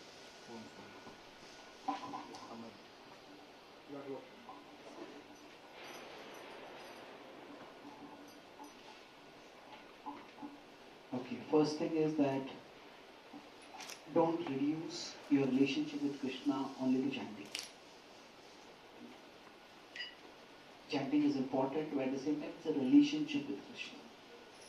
And just because, say, a chanting or attentive, that doesn't necessarily make us an insincere devotee or a bad devotee. That doesn't necessarily have to define our relationship with Krishna. We still be doing seva. See, one principle is chanting is good dharma. Another principle is yena kena prakarena mana Krishna niveshana. So somehow or the other we have to fix the mind of Krishna. So try to find out which are the ways in which we can connect with Krishna. Which are the ways in which we can connect with Krishna. Maybe for somebody it's kirtan, for somebody it is studying the philosophy, for somebody else it is organizing festivals, for somebody it is sharing Krishna's message. So find out how we can remember Krishna and how we feel connected with Krishna, we feel enriched by the connection with Krishna. So that's the most important thing for our relationship with Krishna to be alive for us, to be alive and vibrant for us. Now having said that, in any relationship, if we consider in our bhakti, there's a spectrum of activities. There are some activities even in our bhakti which give strength to us. And there are some activities that require strength for us. That means, let's say somebody likes kirtans, that gives them strength. But doing japa, that requires strength. For some people, maybe reading books, and they like to do that. Reading books is something they like to, that's their nature. But coming to a satsang and doing some seva, they don't like that so much. So we all have at our level something which gives us strength and something which requires strength. So we need to make sure that we do these things and we take the strength and bring it for these activities. So in some activities will give us that connection with Krishna. And some activities make us feel bhakti. And in some activities, we have to bring bhakti into that activity. That means, say, if we are chanting and we find our mind getting distracted, maybe then before the chanting, try to do something for a few minutes that makes us feel connected with Krishna.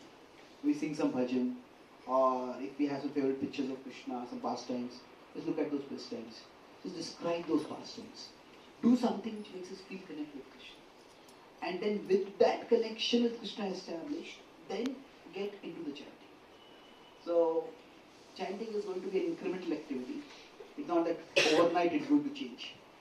But over a period of time, when we bring that connection with Krishna into our chanting, gradually the connection with Krishna becomes stronger, and then we start finding that it becomes steadier for us.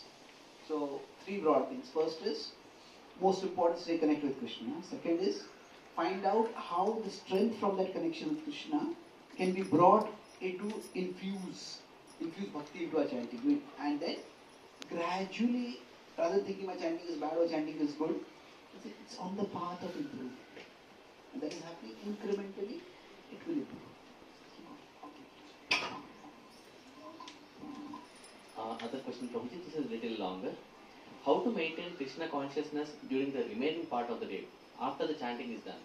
The mind is always wandering, unable to maintain Krishna consciousness for a long time. I have been trying to practice, which is abhyasa, but still unable to reach satisfying percentage of time of Krishna consciousness during overall waking time. And the extension is, the same thing applies even to the implementation of Karma Yoga while doing the domestic work, office work, household purchases, household work, bank work, or any other specific task. I have been trying to practice Karma Yoga, Abhyasa, still unable to reach the satisfying percentage of time of Karma Yoga during the overall working time. It's quite a good question. If I had known this question, we would have had a class on this question only. But I'll make 2 quick points here. Remembrance has many different forms. Remembrance is not always the same thing.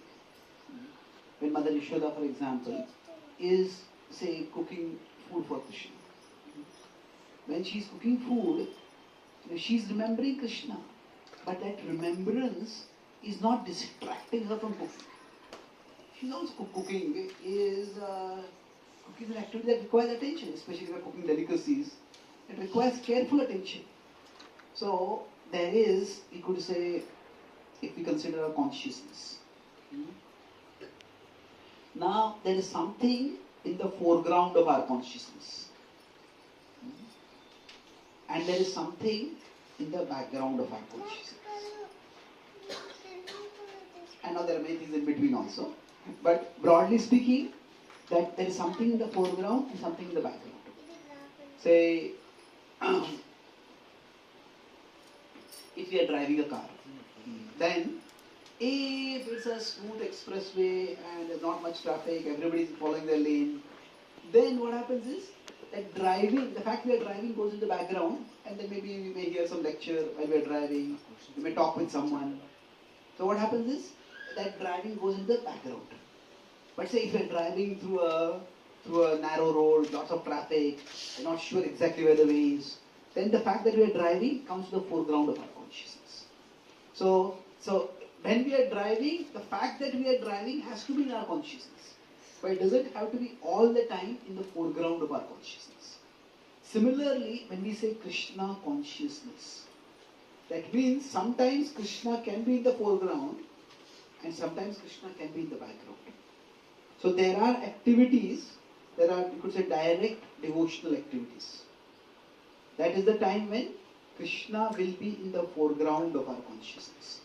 So we come and do some puja, we do chanting, we come to Satsang. At that time, Krishna is much more in the foreground of our consciousness. When Arjuna was fighting the Mahabharata war, there is no evidence in the Mahabharata that Arjuna was chanting, Hare Krishna, Krishna Krishna, Hare Hare. War is a serious business. And that time one has to be focused on doing what needs to be done at that time. So, was Krishna in his consciousness? Of course Krishna was there. But Krishna was in the form of the purpose. Why am I doing this? So, we could say, in the Bhakti Samad Sindhu, there are various ways in which the remembrance of Krishna can be done. They describe that Nama Dhyan. Nama Dhyan is we remember the name of Krishna. Then there is Rupa Dhyan. And then there is Leela Dhyan. So in all these, Krishna is in the foreground of our consciousness, in the forefront of our consciousness. But then there is Seva Dhyan. Now when there is Seva Dhyan, we are doing a particular Seva to Krishna. At that time, depending on the kind of Seva it is, Krishna may be in the forefront, Krishna may not be in the forefront, he may not in the background of our consciousness. But that is also a form of remembrance of Krishna. And doing our Seva properly is a way of remembering Krishna also. So, yes, whatever I may be doing, I am doing this for Krishna's sake. So, initially, when we practice bhakti, yes, when we come to the temple, Krishna will be in the foreground of our consciousness. But once we go out of the temple, we go out of the satsang, Krishna goes so much into the background that it's almost like he's not present only. But with the passage of time, Krishna will be present in the background. But what is in the background will also become bigger and bigger and bigger. The background presence with the passage of time, with my consciousness, then the background presence of Krishna will also become bigger. That means, say if you start sharing Krishna Bhakti, and first time you are giving a talk, then at that time, very, very conscious, okay, what am I speaking, how are people responding, are people understanding, are people appreciating? We are very conscious of the externals. Now, as we become seasoned speakers, we'll still be conscious of the externals. We want to see whether we are connecting with the audience or not. But at the same time, we'll be more conscious of the purpose. Why am I doing this? This is my service to my Guru, this is my service to Srila Prabhupada, this is my service to Krishna. So that awareness will become more. So that's how for all of us, what is in the background will also become bigger. But for most of our life, Krishna will be in the background. And we cannot expect that the world is a complicated place, and navigating the complexity of the world requires attention. So being Krishna conscious is not like having a split personality. Like in the one part of my life I'm remembering Krishna, other parts I'm not remembering Krishna. Or it's not even like having a split consciousness. Half of my consciousness is there when I'm talking with someone. So when we are doing our work, we are doing software coding, or we're taking care of our home responsibilities. It's not that half of our mind isn't there and half of our mind is we're trying to remember Krishna. No, it's more that we understand that Krishna is ultimately everywhere. So Krishna is in my home also. So what is that verse? 1847 where Krishna says, Yataha pravrittir bhutana yena sarvamidam swakarmana tam abhyarjo siddhim vindati manava. That it is from Krishna the whole world has emanated. It is by Krishna that the whole world is pervaded. And therefore, remembering Him, we can do our work in a mode of worship. Swakarmana tam abhyarjo.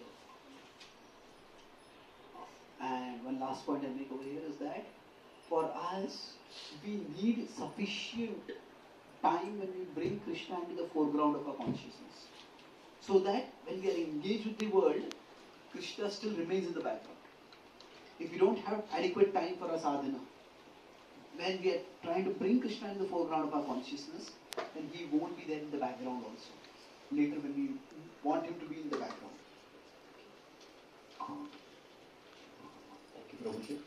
The second part of the question also I see it is answered this way. The same question is for Karma Yoga. How to continue working in the mood of Karma Yoga. Anything you want to add on top of that? A devotee is not necessarily doing Karma Yoga when a devotee is doing one's karma.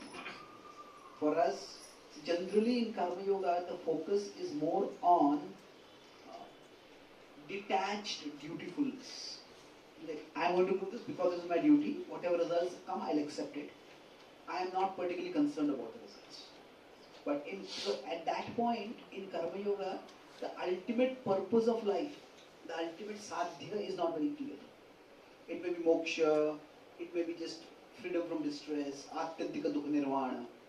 It may be, the goal is not very clear. In Bhakti Yoga, the goal is clear. Krishna is who I am trying to attain. When that is clear, then no matter what we are doing, it's not Karma Yoga.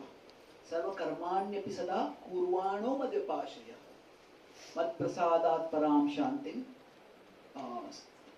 Sarva karmani sada kurvano madhyapashra. It's in this 1856. Krishna says there that whatever you are doing, you do it sarva karmani sada. You do it for me. Mat prasada davapnoti shashvatam padamavayam. Sarva karmani. Krishna doesn't say that only this karma can be done and then it will be bhakti. This karma will not be bhakti. All karma we may do, it can be done in a mood of bhakti.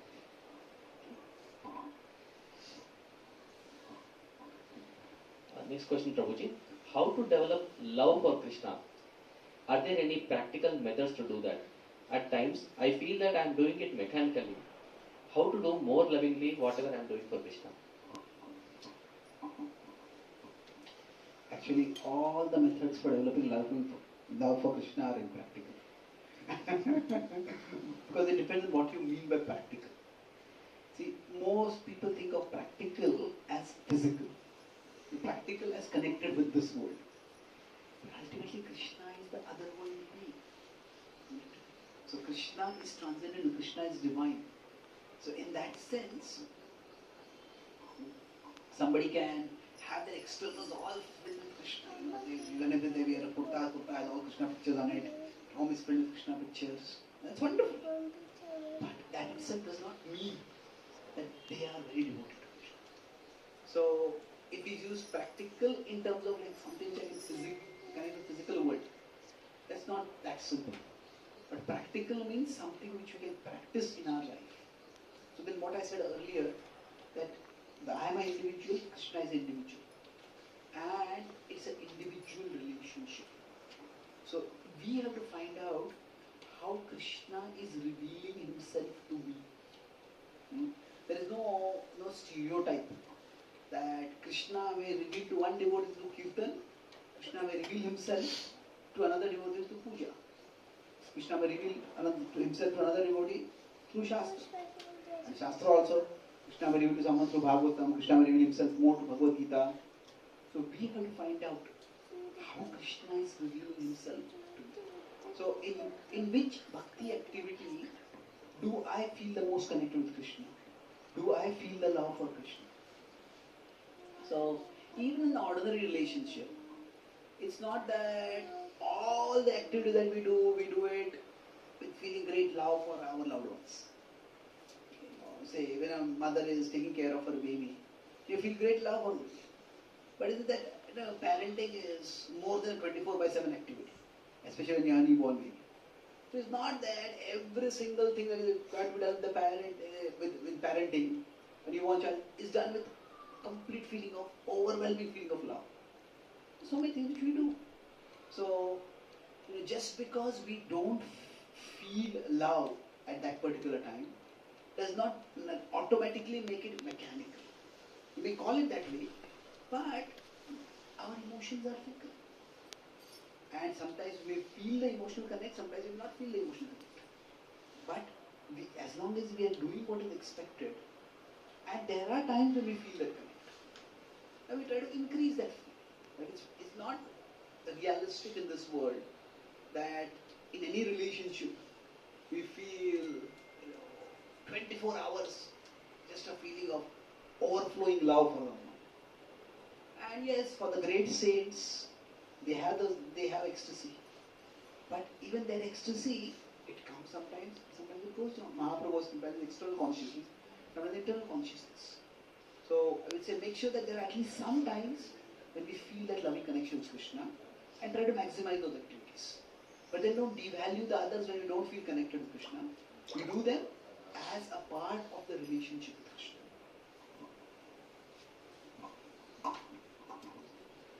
It is said that tapas, yajna, acharana and chanting, archana and chanting are 4 methods of worship for the 4 yugas respectively. What is the role of pranayama? I heard somewhere that pranayama based methods are faster at jet speed in taking us back to home.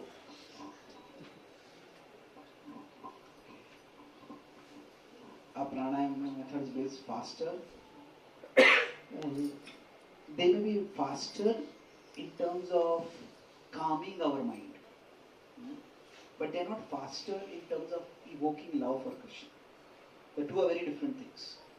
Because in one sense, breath is physical. So it's far easier to control something physical or to pay attention to something physical. So yes, if even a devotee is very agitated by something and you try to chant, you may not feel relief. But if you take a few deep breaths, try to regulate the breath, you will feel better. So in that sense, that's good. But having said that, what is important is to recognize that beyond this, ultimately nothing physical or material can evoke love for Krishna. So it is the turning of our heart toward Krishna.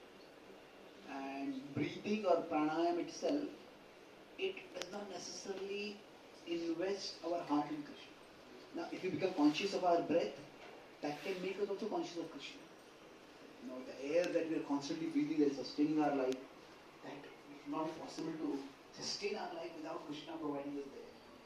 And in that sense, we can say that can also become Krishna conscious. But Krishna conscious is a whole spectrum. In Krishna consciousness, when we say that Krishna consciousness can be something as simple as acceptance of the existence of Krishna. That is also one level of Krishna consciousness. And I accept that God exists. Then acceptance of the benevolence of Krishna. Benevolence means, oh, Krishna is so kind to me. But beyond that, it is the acceptance of the attractiveness of Krishna. And then ultimately, there is absorption in Krishna. Absorption with love. So Krishna consciousness has many different aspects to it. So maybe breath work can bring us up till here. That when I am conscious of my breath, then that can help me recognize that there is a higher being that has provided me the air to breathe. There is a higher being who is kind to me. Gama, Krishna talks about this level of perception in the 15th chapter. We see Krishna's kindness in this world. But Krishna is, if you want to have a real personal relationship with Krishna, it's much more than that. You have to connect with Krishna, the person. Not just focus on the blessings that he has given, but also how attractive he, the person, is. Not just how wonderful the blessings are. In Bhagavad Gita, chapter 9, shloka 22, Ananyas Chintayanto Mam Yejana Paryupasate. In that shloka, what does exactly the word Ananya mean? Is it without different thoughts or without thinking about different Devi Devatas? Okay, what does Ananya mean in the Bhagavad Gita? Well, it depends on what Anya means. And it is the opposite of Anya. But now, see, if you consider the Gita, there are different levels that the Gita can be understood. That is in context. And that is beyond the context. And both of these are acceptable. Now, of course, they could be completely out of context or against the context. That is not acceptable. So, against the context, what does it mean? Let's say, when Krishna is speaking some words, in context, it has a particular meaning. So, that means we look at what was spoken before that, what is spoken after that, and we try to understand, okay, what does this verse mean in this particular context? But the Gita's message is not limited to its context. So when Krishna is telling Arjuna, Mahamanusmara Yuddhaja, what it means is that you remember me and you fight. There, fighting refers to literal fighting. Now, Prabhupada explains that for us, Mahamanusmara Yuddhaja would mean that you remember me and do your prescribed duty, whatever it may be in our particular situation. Now that is not a meaning directly given, but the Gita is beyond the immediate context, whether textual or the physical location. So like that, if we look at the Gita's meaning of this particular Ananyas Chintayanto Mam, what is happening in that particular section is that from text 20 onwards till text 24, Krishna is talking about the glory of bhakti in 4 different ways. So the first place he talks about is that he says in 20 and 21 that if you worship the Devatas, you Tetam Bhuktva Sargalokam Vishala, that Devata Puja, the result of this is temporary. But in contrast, he says, if you worship me, my worship will give me eternal, lasting results. So I will protect what you have and I will provide what you lack. And that theme goes on. Krishna makes a contrast. Till 25 he says that by worshiping the Devatas you will go to one place, Yanti Devata Devan. By worshipping me you will come to another place, you will come to me. So in that sense, in the context of the Gita, Ananyas Chintayanto Ma does refer to the Devatas. Anya refers to the Devatas. But the point is that the Gita has a meaning beyond context also. So for all of us, in our context, we have certain beings or things that we take shelter of. So what is it? You might think, oh, my boss will solve my problem, my doctor will solve my problem, my spouse will solve my problem, my counselor will solve my problem. Because I'm a counselor, my spiritual guide is going to connect with Krishna. That's true, but still, sometimes the spiritual guide can become a replacement to Krishna. See, they don't want the guru, we want the guru to be a pathway to Krishna. The guru is not Krishna. So we have to see what is the anya that I take shelter of in my situation. And then I stop taking shelter of that anya. Now how do I stop taking shelter of that anya? Not by rejecting that anya, but by understanding that it's not that because I have faith in Krishna I won't go to a doctor if I'm sick. But it is, I understand that it is Krishna who is going to cure me through the doctor.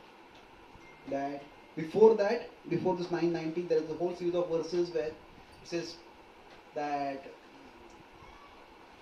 how Krishna is everything. In the yajna that has been performed, Aham Kraturaham Yajna Sadaham Amaushadam. Then he says, Gatir Bharta Prabhu Sakshi Nivasa Sharanam Suvati. So basically, all other shelters are sheltered in Krishna. And in that sense, even when I am taking shelter of something else, even if a devotee takes medicine, a devotee is not taking shelter of the medicine. A devotee is taking shelter of Krishna through the medicine. Even when we need money to get things done, a devotee is not taking shelter of the money.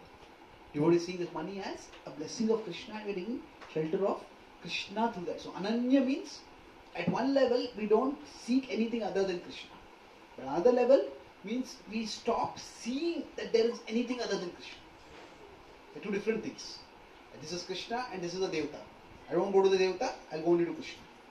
Another is, actually this Devata is also contained within Krishna. So it's not that because Krishna will not solve this problem, so I'll go to the Devata. It is because chanting does not work, so I will go and take medicine from a doctor. No. The doctor's ability is coming from Krishna, and therefore, if I go to a doctor also, it is Krishna who will make sure the doctor's medicine works. So it's more not just the external activity, don't take shelter of someone else. It's more the internal conception that there is nothing else other than Krishna. When a devotee may consult, okay, a devotee wants to get married. Then we want to look at the muhurta. The Mangal, we go to astrologer for deciding the muhurta. But we are not taking shelter of the astrologer. We are taking shelter of Krishna, and then we are considering astrology as one means for taking shelter of Krishna. Okay?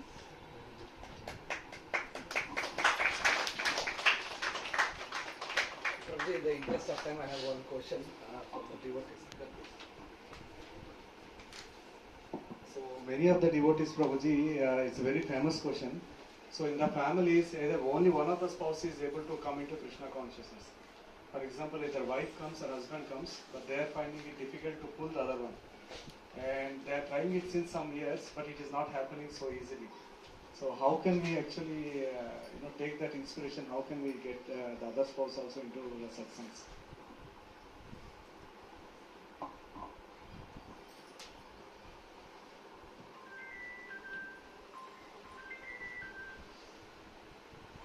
If you consider Krishna is here, say, I am here, and the other person is here.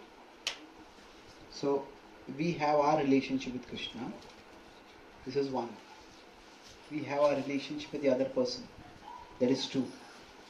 And the other person has their relationship with Krishna. That is 3. So quite often what happens is that when we are trying to practice bhakti, we put a lot of force on 3. We make 3 more important than 2. That means what we are doing in that relationship for the other person becomes less important than what that person is doing for Krishna.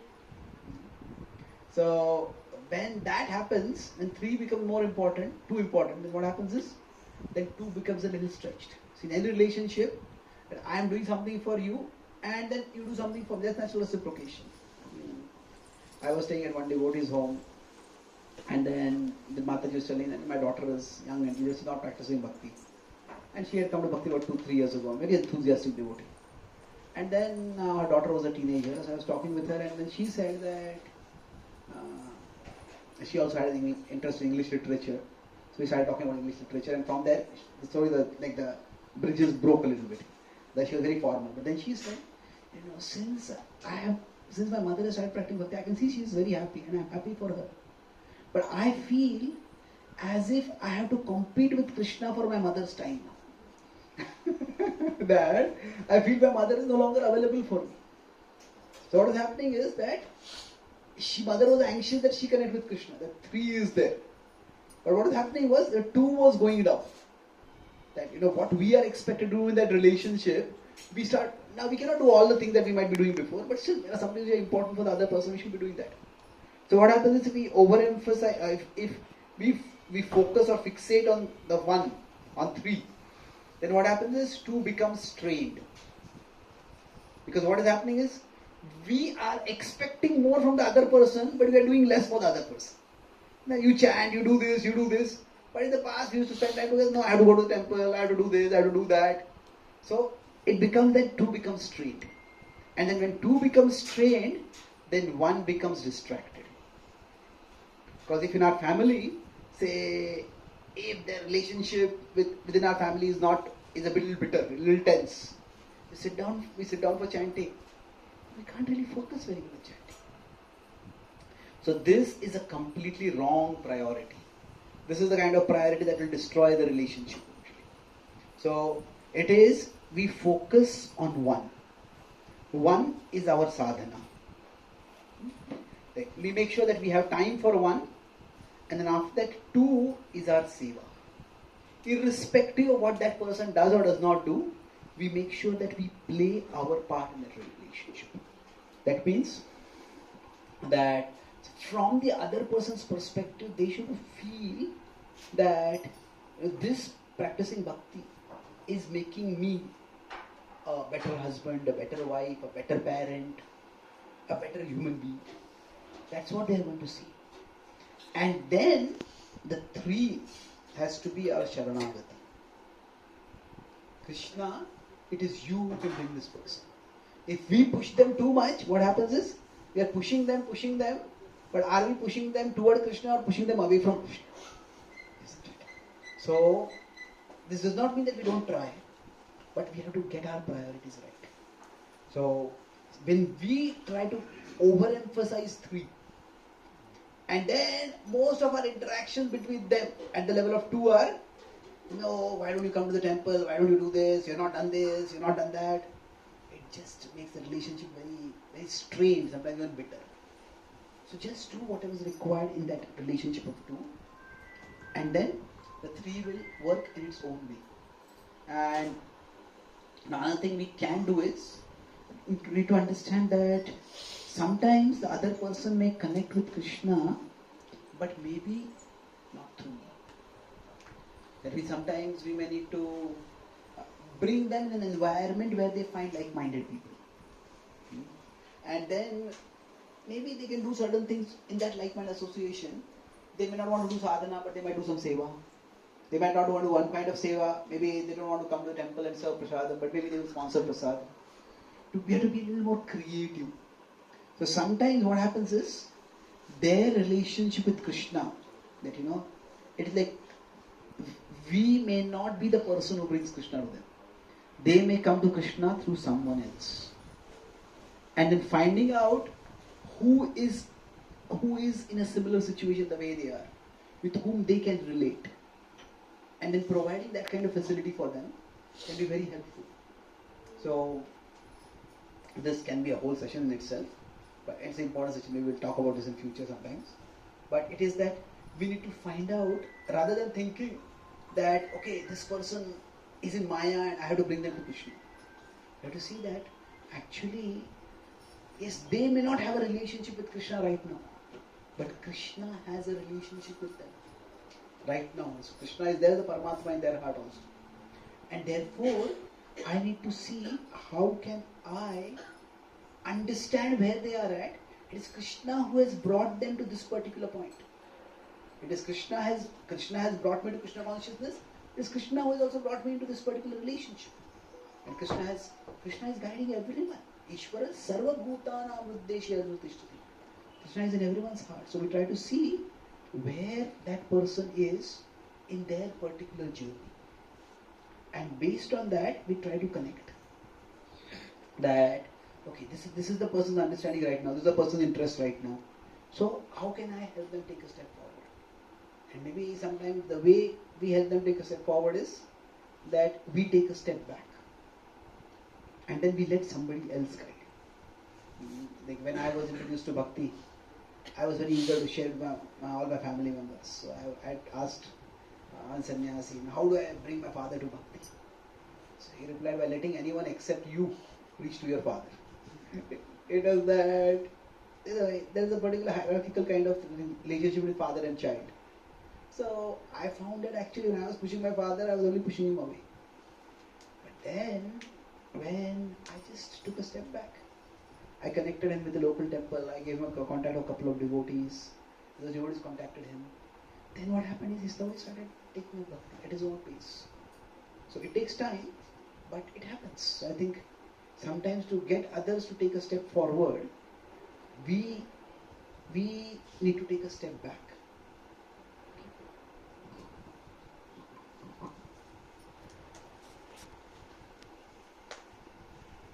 Anyone has any question? Probably Prabhuji, if you accept one question. Any questions anyone has?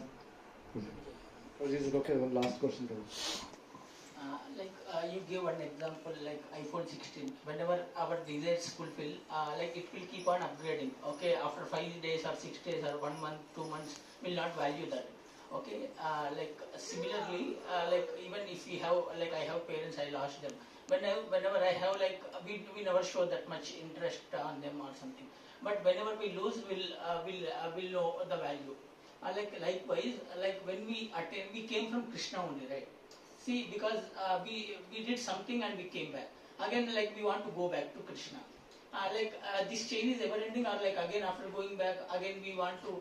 That is the end goal, or after that again we lose the interest over the Krishna, or how it will.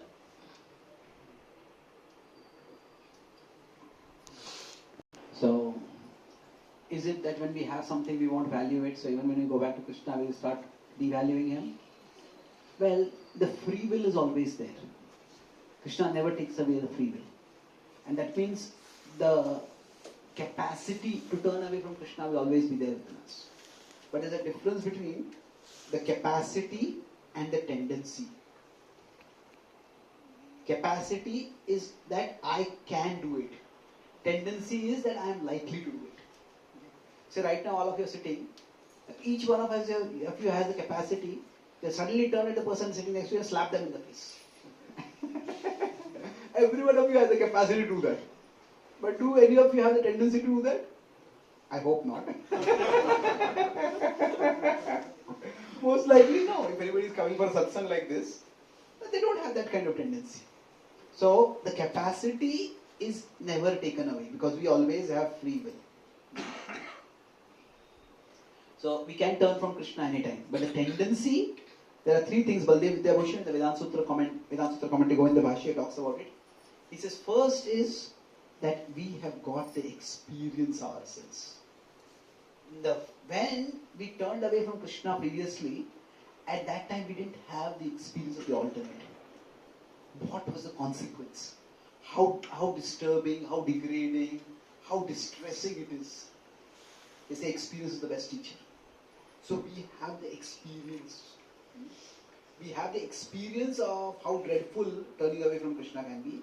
And that itself will ensure that we will be protected. Now the second point is that there is the assurance of Krishna. That even if we have some tendency to, even if we somehow develop the tendency to run away, Krishna promises that the nature of his love is, he says, Yadgatva Nanivartante. That once we attain him, then it is his assurance that will also ensure that we don't turn away from him.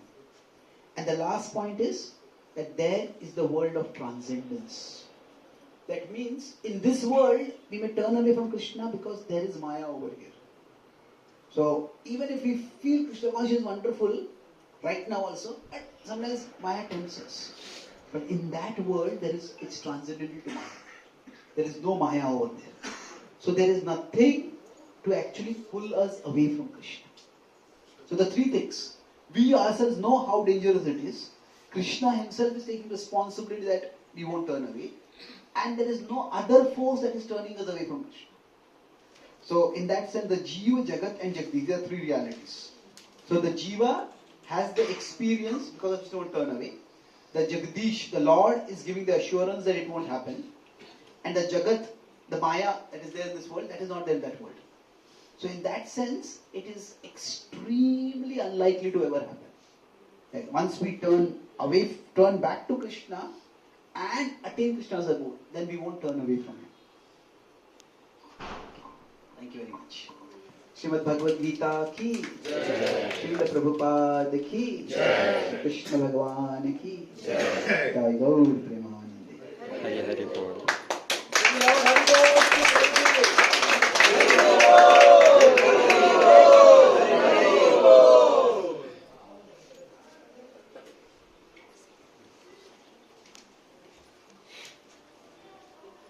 Keeping in consideration, Prabhuji has to rush to another community. So I would request, whoever wants to have that book signed, there are only very limited books available, unfortunately. Please come to have a signature of Prabhuji if you are wishing to have that book. But Prabhuji will be there for only 5 to 10 minutes on, okay? Please rush up to have the books. I am going to start with the first book. So there is a scanner here. The book costs 450 rupees.